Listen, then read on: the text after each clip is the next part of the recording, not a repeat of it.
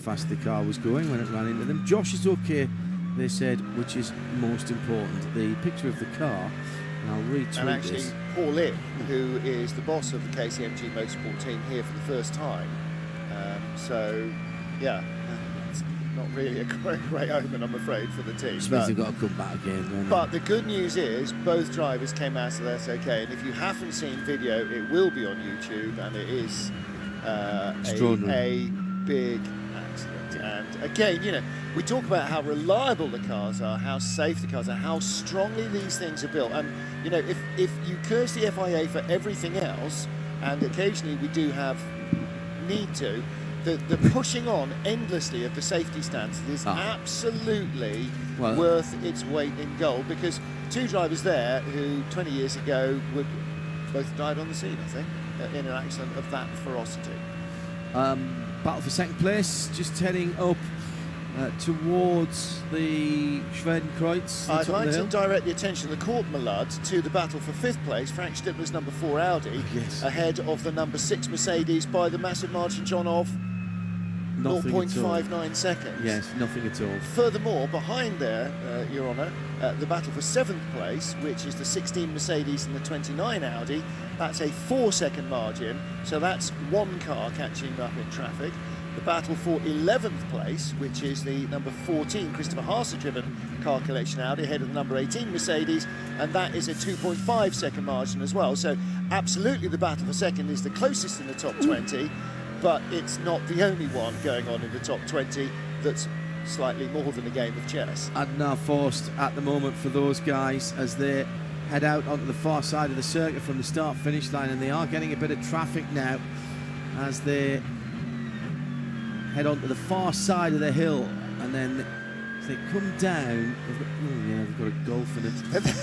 Some poor soul in a Golf who's chasing a Clio, probably from position, and the GT3 battle just whistles by his left ear. Yeah, this is the battle for second place we're talking about. This is the Glickenhaus 705, Andres Simonsen, and then Mathieu Jaminet in the 31 Fricadelli car, and a watching brief being held at the moment by Maxi Goetz in the number 48 Mercedes. Yeah, Maxi's keeping at least 2 car lengths off the back of the Porsche. Yes.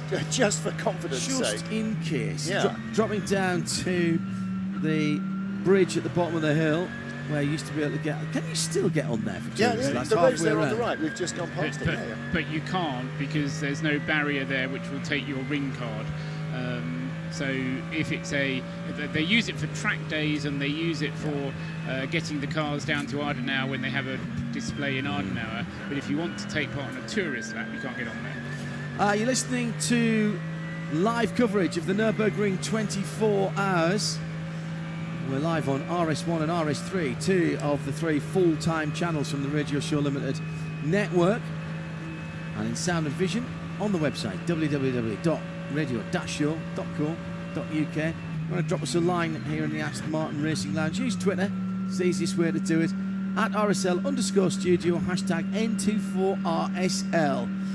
We are now at 1 o'clock in the morning, 14 and a half hours to go. The battle for second place is halted for a wee moment by a track vehicle, so that gives us the opportunity for our hourly update.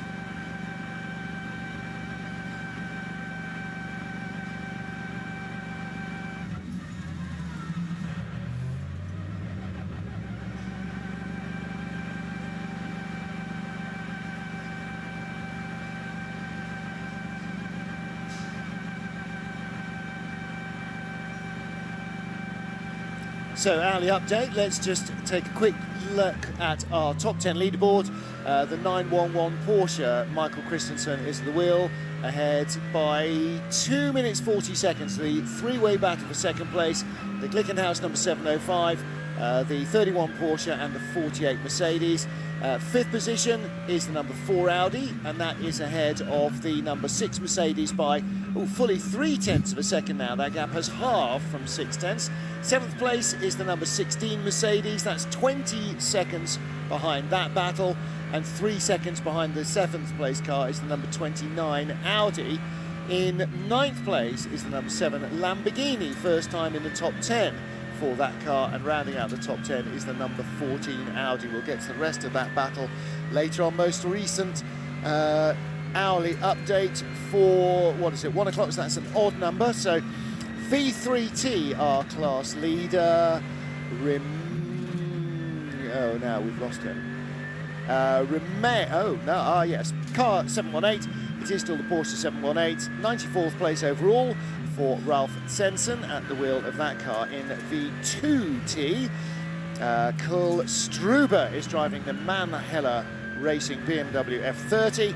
Car number 162 is in 97th place overall. In V4, the Christopher Marr-driven Adrenaline Motorsport BMW E90 325i, that's car number 150. So there is a change of leader in that class. I think it was car number 32, no, that's a different class.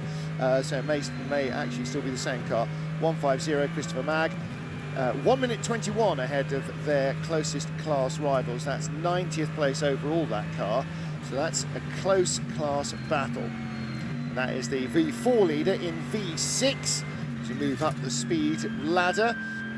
Vasily Silinov in the Black Falcon Team Techstar Porsche Carrera, car number 133. He's in 61st place overall with an 11-minute advantage over his closest rivals. So that will be a lap and a half. In the Cup Class 5, the FK Performance Motorsport BMW 240i of Christian Kenort, currently in car number 235. That's 45th overall. In the KTM class, I've lost that, there we go.